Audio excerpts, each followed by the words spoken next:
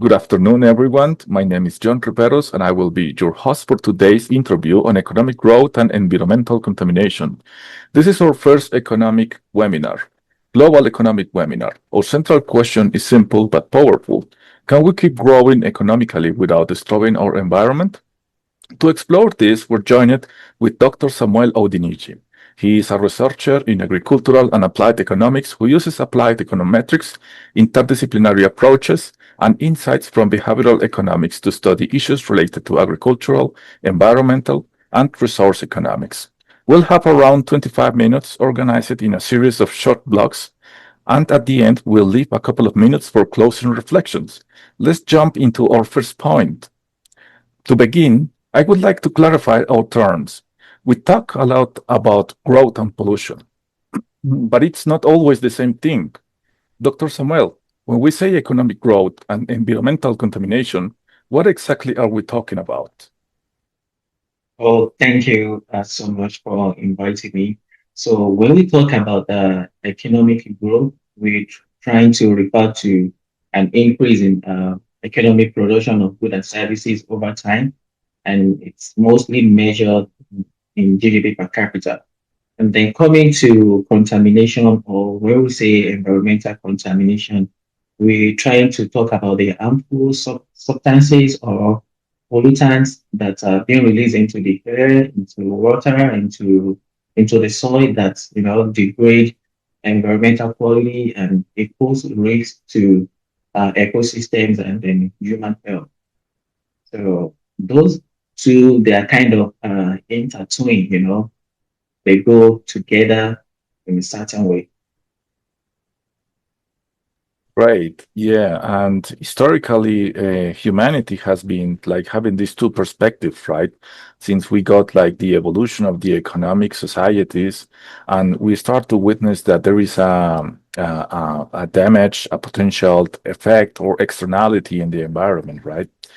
So, from your perspective, is growth as we currently understand it compatible with a healthy environment, or does it inevitably generate contamination? Yes. In my opinion, the growth are compatible with healthy environment. Yes, because economic growth does not have to harm the environment.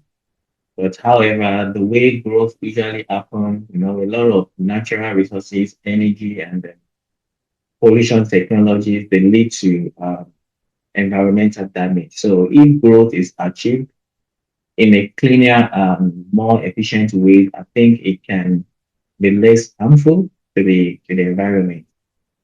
So the tension is real, I think, but just a matter of how growth is pursued and how it can be managed, uh, harmful the growth to cause to the environment.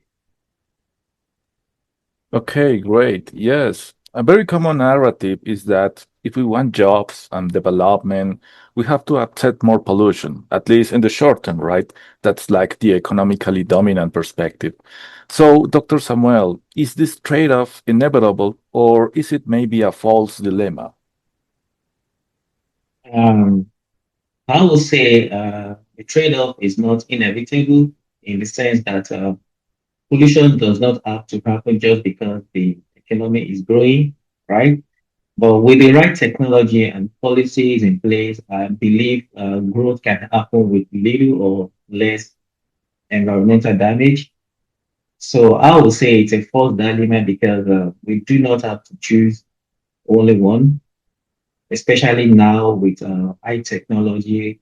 With the right choices, we can have economic growth and healthy environment at the same time. I think we've seen some countries who've been trying to do that, like Germany, Denmark, and Sweden. They've been trying to introduce a lot of technologies while the economic is growing, but trying to to reduce the impact of the growth on the environment.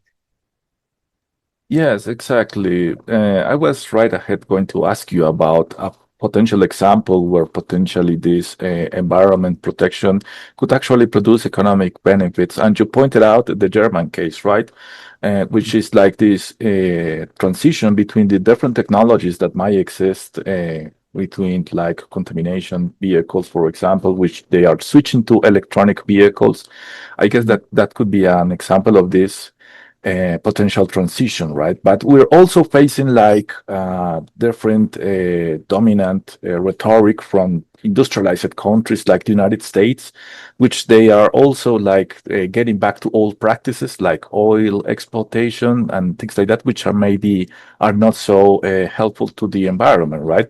So we got like these trade-offs between the potential green growth that it's going to occur with the technological progress. And in this manner, in recent years, we heard a lot about this concept of green growth, the idea that economies can keep growing while reducing pollution, right? So, Dr. Yeah. Samuel, what does green growth really mean? How realistic is it? Green growth, think simply means ways in which an economy can keep growing while reducing the environmental damage. So I think that's what most people have been trying to talk about these days, going green in agriculture. We want to go green.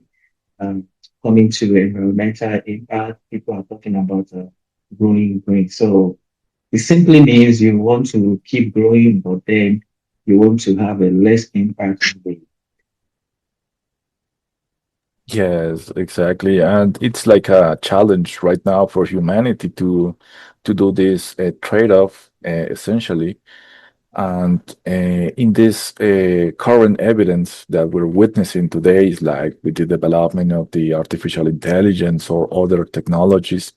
Do you think that we are moving fast enough towards the absolute decoupling, or we are still far away from that scenario? Um, I think we are still far away, if I may say. I think we are still kind of far away from the reality. And then I would say we are far away because if you look at the global picture, the emissions are still rising. It's not like it's decreasing; it's still rising. According to International Energy Agency, if I could collect the report they put forward in 2024, it was more like as a new record in which the carbon dioxide has reached about 37.8 gigatons, a new record in 2024. Not too certain, but it's around there. And then we can say that we are still very far. We are not moving fast enough to close this.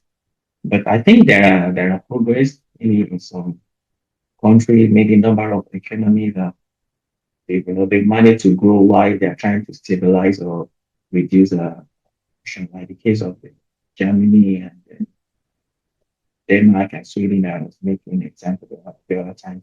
So some countries are getting closer, but globally, I think we are still far from the absolute decoupling, the scenario needed for climate. Yes, and like this road to the green growth and the transitions, it's also like a whole challenge for technologies. And in this matter, there is also a very important thing related to policies, right? To public policies. Mm. And if we move to the how we're going to do this as humanity, if we want economic growth with less contamination, what might be the key policies and instruments that governments and companies should be implementing? I think on the part of the government, the most policy or the instruments should be maybe set and enforce environmental regulations. I think that would be one of the key policy that instrument the government can actually recommend. And then maybe some economic instruments like carbon taxes. I think that one is becoming more green subsidies or maybe subsidies when companies are going green. You charge for pollution, maybe tax incentives for clean technologies. Think that can work. I think government can also invest in clean energy and green infrastructure. Also, maybe support research and innovation related to, going green or growth green or technology that can reduce the impact of growth from the environment. So support research and innovation would be one of the key.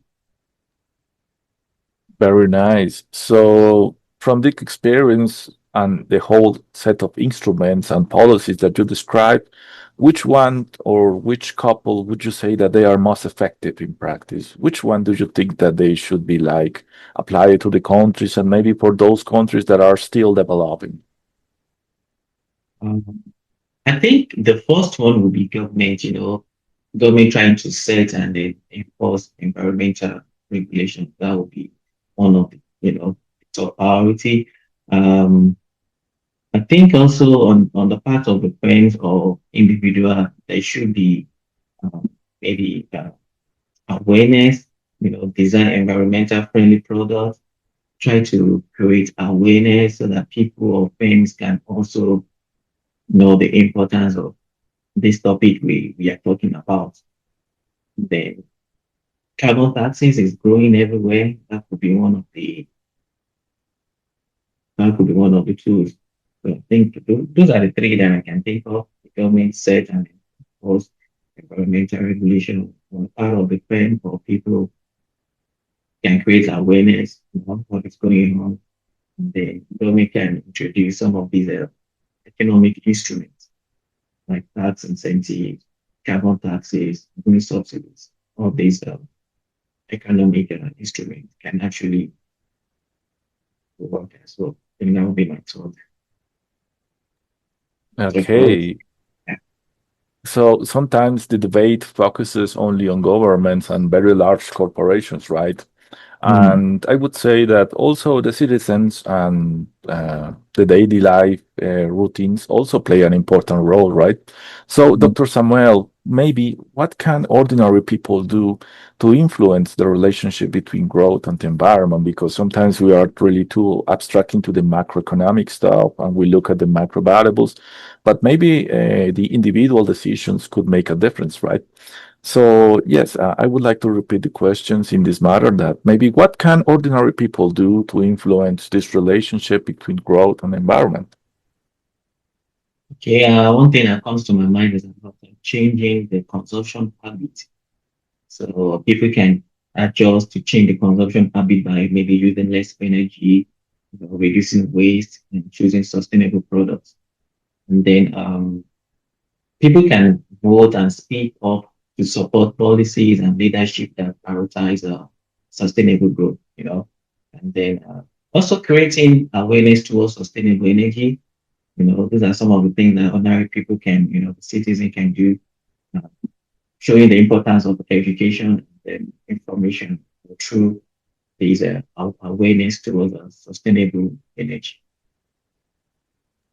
Yes, and this comes back with a point that you mentioned before, and it's about the research on the environment and the potential effects, right? Because it's strongly related to education of the individuals and also the potential cultural change that this education and research might involve for the society and also for the individuals within the societies. So, if you had three suggestions of concrete actions that maybe in the people of this audience could start this with, what they can be, what they would be. You mean having like just taking 3 points from what we've said. I think the first will still be, changing consumption habits, creating the awareness, try to support policies, and leaders that prioritize sustainable growth. Yes, those are the three that I think of. You can also try and shape social norms, by valuing environmental responsibility, which gives pressure to some firms to act more sustainably. That will also work. But I think the first three are the best thing that I feel like citizen can do. Yes, and changing the preference of the consumers is a bit challenging, right? Because some of them are stiff. Well, kind of difficult for many consumers, many citizens to do, but I think it will help a lot because what consumer wants is what the producer will want to give. Okay, very good. So we're getting close to the end of our time, and I would like to ask you for a final reflection, right? If you had to summarize this conversation in one key idea or a phrase, the way that you want to express it is okay. What should our audience remember about the link between economic growth and environmental protection? I think the whole key idea about what we're talking about, uh, economic growth and environmental protection are not enemies. We don't want to see them as enemy, cat and rat, but then they are more like a rejoice how we can grow one and then lesser the impact of the other. Like with the right policies, technologies, and social choices, we can still achieve economic growth. That supports rather than creating a damage to the environment. So I guess there's a long-term economic growth. I mean, there is no long-term economic growth to the planet. So we must be able to manage the two such a way that one is not causing havoc. Yeah, and I guess that this trade-off and the challenge about production, economic production, and the effects on the environment is, like you said, it's far away to get to a stable point of equilibrium in which they can both grow together without hurting each other. And as you mentioned, there were like a set of policies, instruments that governments, large companies, and the change on the preferences that we got in the consumption patterns. They are also very important in this sense. So I wanted to mention these ideas because they are like very important for this whole discussions and for the whole research ideas and educational policies that may come up in the future. So, in this manner, I want to thank you very much, Dr. Samuel, for sharing these insights with me and the audience. And thanks to everyone who joined us today. We hope that this conversation helps to rethink the economic growth not as an enemy of the environment, but as something that has to evolve to respect planetary limits and the environmental resources. So, that's everything to this session. And I wanted to have you a great day. And thanks for your time. Thank you so much for having me. Great Okay. day. Yeah, thank you.